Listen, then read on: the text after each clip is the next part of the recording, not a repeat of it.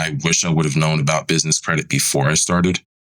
Because unfortunately, what happens is you think, okay, got to go get my credit card, got to dive into my savings, my retirement, what have you, to get this thing up and running, especially if you're needing inventory or paying rent and if payroll, if you have people.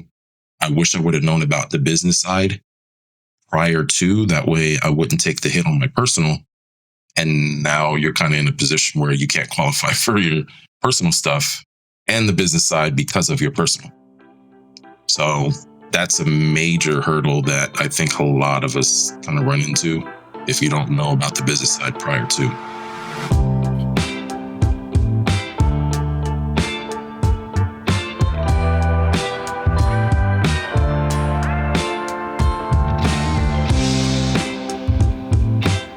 Welcome to Main Street Makers. Today we're joined by Clarence Adams, and he's a small business owner, and he's graciously agreed to share his story with us. So welcome. Thank you. Glad to be here. Yeah, thank you so much for coming on. So tell us about your business, just sort of your story, like when you started, why you started, how long it's been going on. Okay. I actually have a few. Right now, I'm working on the Icy Spot, which is a little Italian ice shop, similar to gelato. Some people say shaved ice. Call it what you want, just as long as you come in and taste it, and you'll figure it out from there. So it's one of a few, like I mentioned. They kind of spawned off of each other. A few years back, me and my wife were renting bounce houses for the kids' birthdays. And once we moved, it was on a consistent basis. So once we moved, we kind of had to find our new bounce house person. But we had an opportunity to buy the bounce house instead. So, and this sounds like a long story, but it all connects. We ended up buying a few bounce houses, had the parties, the guests that were coming, the kids' friends that were coming by, they kept asking, oh, where'd you get that? That would be that, this party's cool, that type thing. Light bulb went off. It's like, well, it is available. So I looked into starting the business portion of it.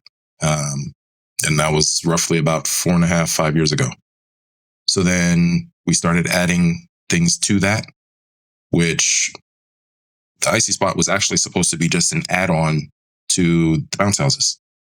So from that, because we ran into a place that the Icy Spot could live, brick and mortar, it ended up growing legs and, becoming its own thing. So now we have those two things. Kind of spawned off and have another going Toro and, just trying to get out there and seeing what sticks and what works and that type of thing. So yeah, it's just kind of one idea rolls into the next, and it turns into this. So yeah, that is so cool, and I think that's so common with small business owners is like you try one thing and maybe it doesn't work, and so you try something else and then that works, or you're just sort of like evolving as you go. So that's very cool. And so you were still running the bounce house as well? Okay. Yes. That's awesome. And so can you tell me a little bit about why you started your business? All right. So going back again, the bounce houses was kind of out of necessity. Because again, the tradition, I guess, if you want to call it, was to throw the parties for the kids. Always about entertaining the kids. And literally every single one of them had a bounce house for their party, but it was not the same. Like each one was different. And it fit their theme of the party. So that's kind of what started that.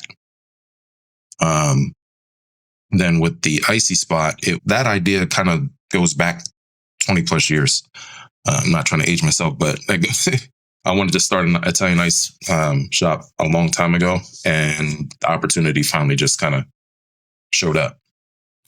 And then again, opportunity, we happened to be riding around one day, saw an empty spot, checked it out. Everything worked out. And it was like, hey, well, I think we can do this. And, lo and behold, the door's open. So truthfully, it's all about opportunity. So, yeah, when you were first starting, how much did it cost to fund your business and how did you fund it? All right. So remember the bounce house business was actually by accident. So we actually went in and bought a package. It's roughly about 15 grand. But we got almost like, it was kind of like a starter pack. It'll give you the bounce houses, the tables, chairs, all the stuff that would house a party. And we were mainly doing it just for the kids and, have something for them to do, because we were renting them so often prior to that. And then when we kept getting the inquiries because I noticed that our bounce houses were better than the ones that, the traditional, just, something you could probably get from Walmart type thing. So there was a genuine interest. And I was like, you know what? Instead of having them sit here, let me go and see about turning it into a business and rent them out. Well, what do I got to do that? That's where the research started. So it was roughly about 15 grand, and it was just savings, and kind of went from there. And then it started making its own money. So just kind of like reinvest back into it. Yeah. So bootstrapping, in other words. Basically. Yep. Okay, cool. Yeah, I mean, that's the case for so many small business owners. And so were there any surprises that you had about launching? I'm sure there were, but any surprises about launching a business that you wish you had known? Yeah, well, yeah, on the business side, like now that you're kind of in it and you're starting to learn a little more, doing research, things like that, I wish I would have known about business credit before I started. Because unfortunately, what happens is you think, okay, got to go get my credit card, got to dive into my savings, my retirement, what have you, to get this thing up and running, especially if you're needing inventory or paying rent and if payroll, if you have people. I wish I would have known about the business side prior to, that way I wouldn't take the hit on my personal. And now you're kind of in a position where you can't qualify for your personal stuff and the business side because of your personal. So that's a major hurdle that I think a lot of us kind of run into if you don't know about the business side prior to. Yeah, absolutely. So where did you first hear about business credit? Do you remember? YouTube University. I think I was searching for something else and it just happened to pop up, and then it just kind of, you go down that rabbit hole, and next thing you know how YouTube is, it just kind of throws like type videos at you. So once you start down that rabbit hole, a whole bunch of different videos of the like kind of pop up. Yeah, that makes sense. So before then, you were relying on your personal credit, is what you're saying? Yeah. Okay. Yeah. And that's very common. That's definitely very common because, yeah, like you said, I think a lot of people just don't know. Yeah. You don't know what you don't know. It's not taught. I mean, you don't find it in school. Unless you have a close personal friend that's willing to give you the, inside game, you really almost have to stumble upon it. Your business has been going on for how long again? The Icy Spot this is a little over 2 years.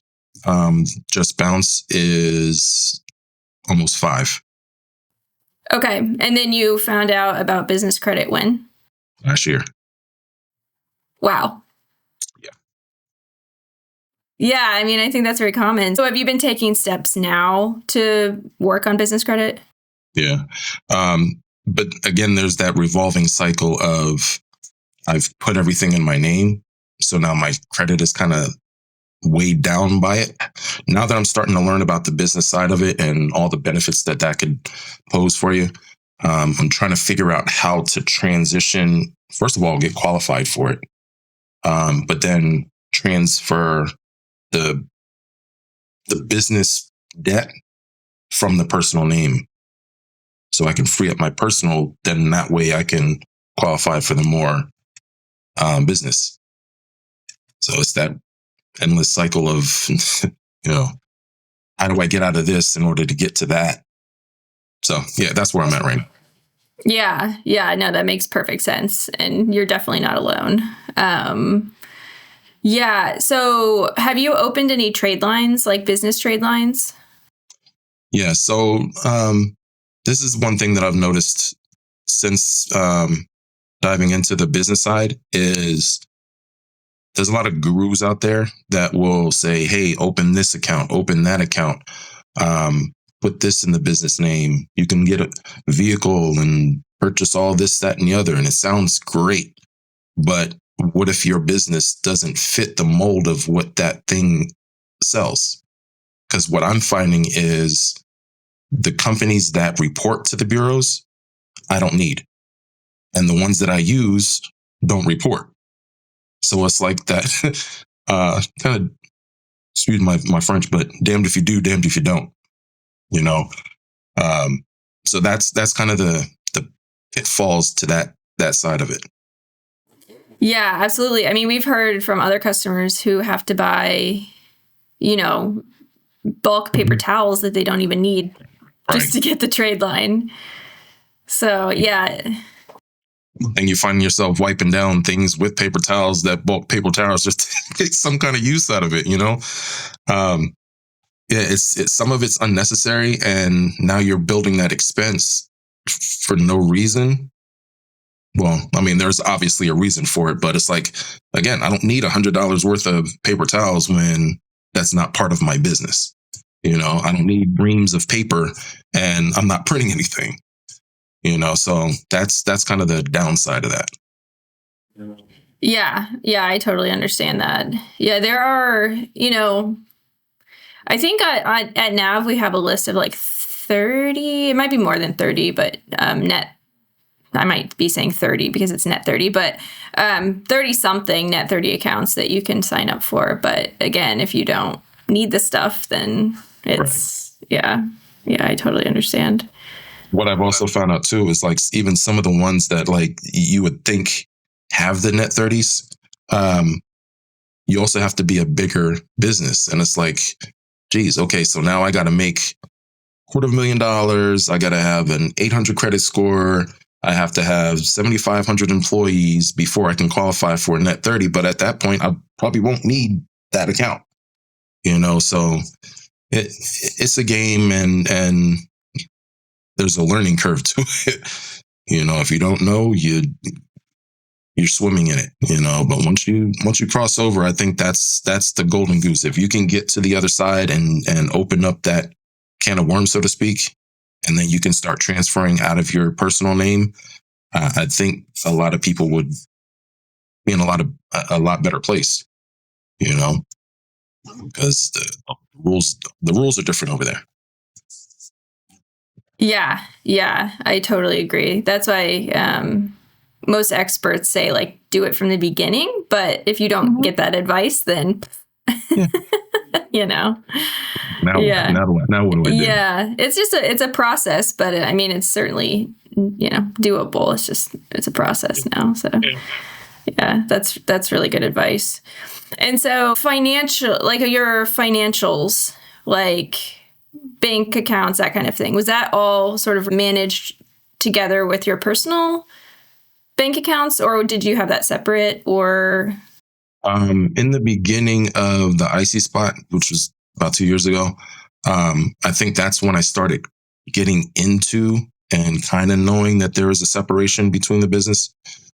So with that one, I kind of did it right. The difference is it's even just I tried to follow the same process that I did with the bounce houses. Well, the bounce houses is based out of my house. I put it into storage, I drive from here, whatever. When you have a brick and mortar that you have to deal with, that's totally different. So I tried to follow the same process, and it didn't work so much because there was a whole bunch more that I had to do. But at least with the banking and everything like that, I tried to do it right the first time with the icy spot, which is again 2 years ago. Yeah. And so what did you do differently? Well, it had its own bank account, bank card, that type thing. I tried to make anything that I did with the Icy Spot, I tried to put on Icy Spot card. I tried to use the bank account for that and just kind of keep it separate. When I kind of liken it to, because, I have neighbors that are, they have kids that are coming up that have helped out along the way. So I'm trying to pass on the knowledge that I've run across. So with them, I've let them know, it's like, hey, open this account, do that, work on your credit, this, that, and the other. I tried to pass on the knowledge to them, so they don't go through that pitfall that I went through, So you said it's people around you that are trying to open businesses of their own. Right. For example, a friend of mine, his son is doing pictures. So I was like, hey, you can actually do something with that, because that's a big thing. You should open your account. And he actually called me up one day and was like, hey, I know that you do invoices. Can you send me the information about that? So, the interest is there. Just the fact that I was kind of throwing some information his way, and kind of like now he sees it's relevant, it's needed. So, and that's the thing too. Like, you got to be in the right place to be able to receive that information, because otherwise, I probably heard this information years ago and just it wasn't relevant, so I didn't pay attention to it. So. Yeah, exactly. You don't know what you don't know, but you hear it enough times, it's going to stick. Right. So that's right. Yeah, that's great that you're trying to lessen the burden for other people. We hear that actually a lot. A lot of small business owners are like, we've been through it and we don't want other people to have to go through it exactly how we did. So they try to help others. It's like, it's one of those things. It's like, I just trudged across this big lake and, skinned my knee on the rock. And then I look over and there's a bridge that I could have taken this whole time and just, skipped my way across and, hey, go that way instead. It's that aha moment. So. Yes. Yeah. Point others to the bridge. Right. Yeah, that's great. And so yeah, we've talked a bit about your finances. Let's switch to sort of feeling like a real business. So was there a point where you sort of were like, with either of your businesses, you realized that you felt like a real business owner? Because sometimes people struggle with that. Yeah. With the bounce houses, again, you don't know what you don't know. So I was just kind of winging it. Tried to advertise, tried to do the Facebook thing. When I got to the Icy Spot, then I tried to ramp it up and add in TikTok and Instagram. And basically, when I start hearing people making suggestions, I would look into it. When people were actually calling up, so the turning point for me was last year. I was getting calls after calls about employment. And I'm like, you want to work for me? You know what I mean? So it's like, I'm picturing the Chick-fil-A's and the McDonald's, and, people are actually calling up there looking for jobs. And now I'm getting those calls. It's like, okay, we're legit, So when people are actually looking for you, because I had to focus so much on the Icy Spot, Just Bounce kind of fell by the wayside, but I was still getting calls. So then when I'm still getting calls and I haven't done any advertising, and then I have repeat customers, it's like, okay, I'm doing something right. It's obviously something that I'm providing that people want, which is a plus. And people actually want to work with us, So I think that was that moment where the light bulb went off. It's like, we're legit, That is very cool. Did you hire any employees? No, because for the most part, I have my kids working for me right now. Now that I just actually changed locations. So now I think we're stepping into another realm of business. So I'm probably going to have to call back a few of those people. But I think once we get open, I won't have to call anybody because they'll be knocking on the door type thing. So yes, soon. Yeah, I imagine it's a very exciting time. Mm-hmm. So while you were running your business, did you ever feel any imposter syndrome? If you're familiar with that phrase, where you kind of just feel like you don't know enough to be a business owner. Still to this day, because again, you think about how far we've gotten thus far with the knowledge that we knew then. Imagine if we know the stuff that we know now, and just even knowing what I know now, I know I have no idea what I could be doing.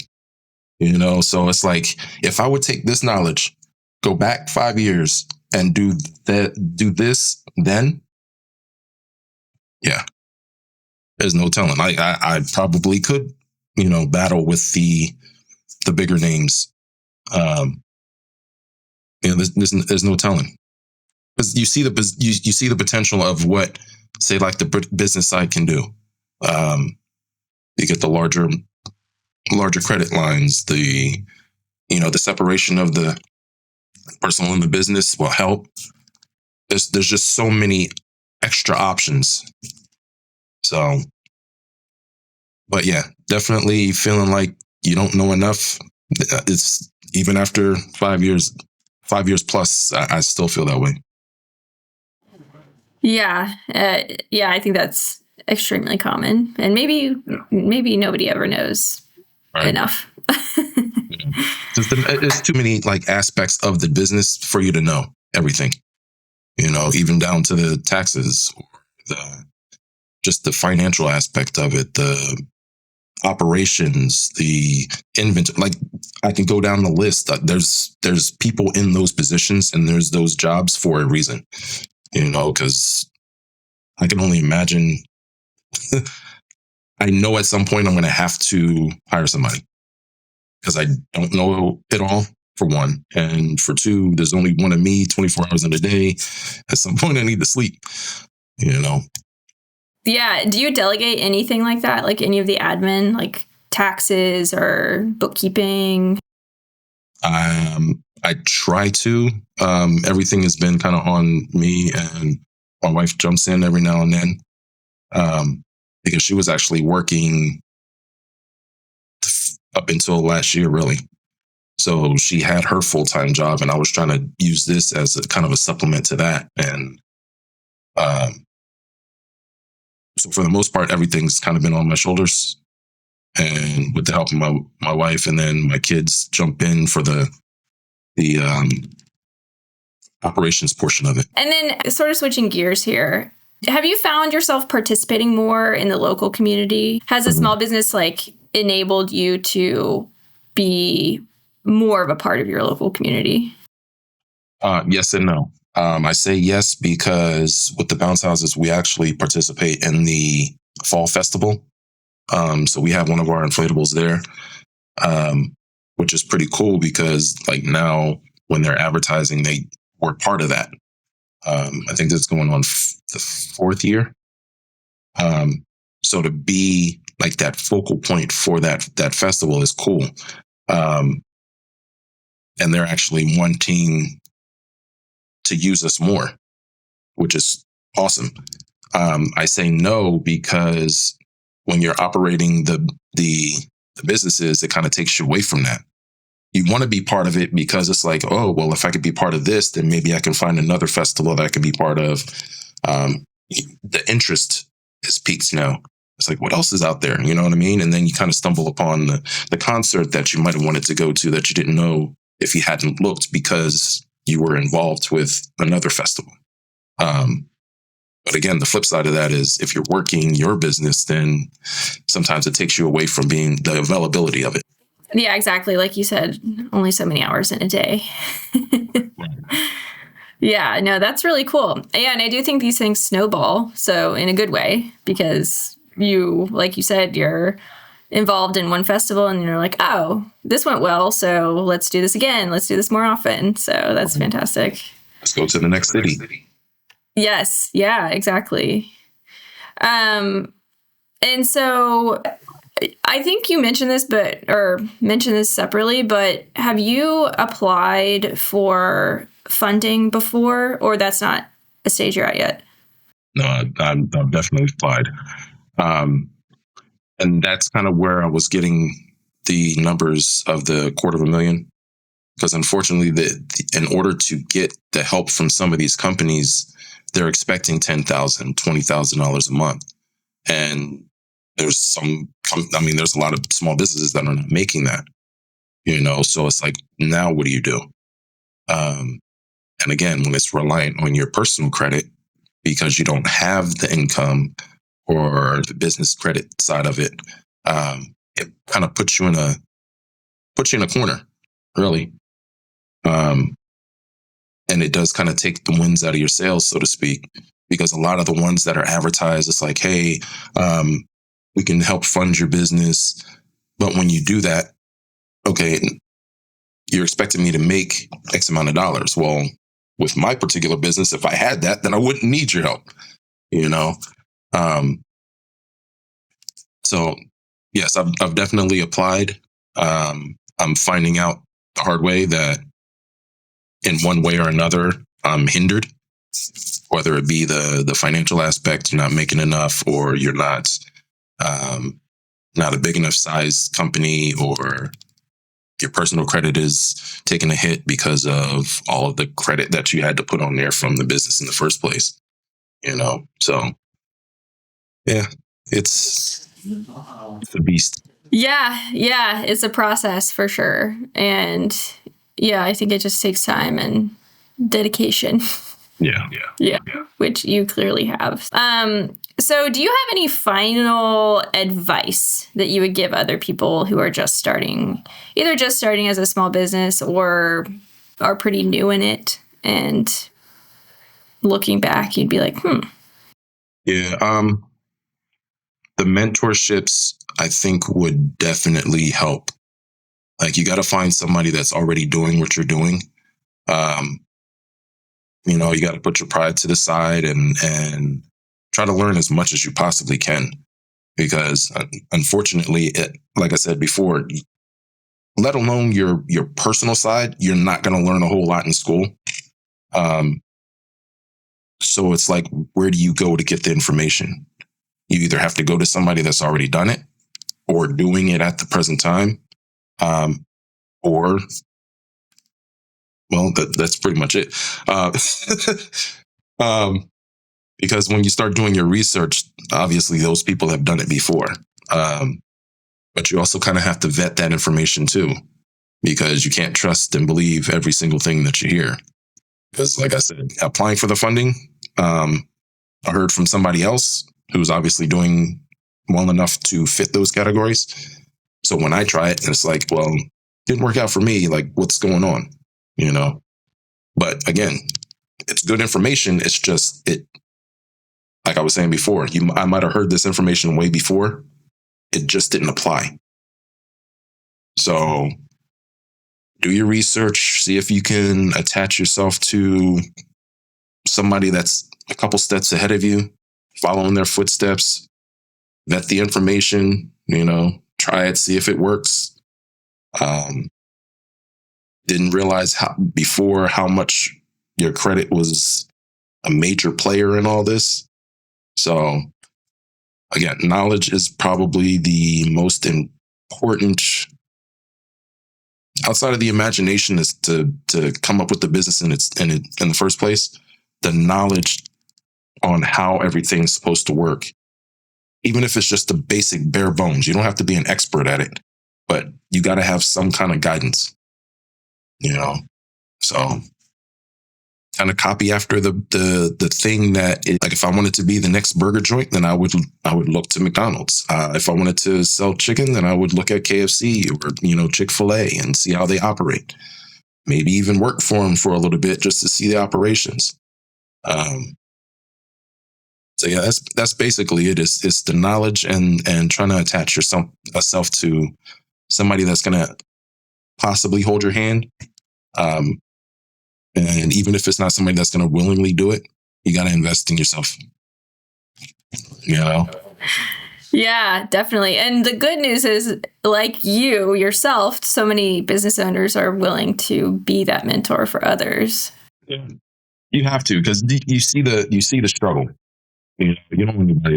You don't want your worst enemy to go through some of the stuff we have to go through in order to get to where you're at right now. So. Yeah, exactly. Yeah, but it is finding that mentor that can be a challenge, but it's just kind of like looking around and finding somebody. Yeah. That's great. Just keep your ears open, because you never know where the information will come from.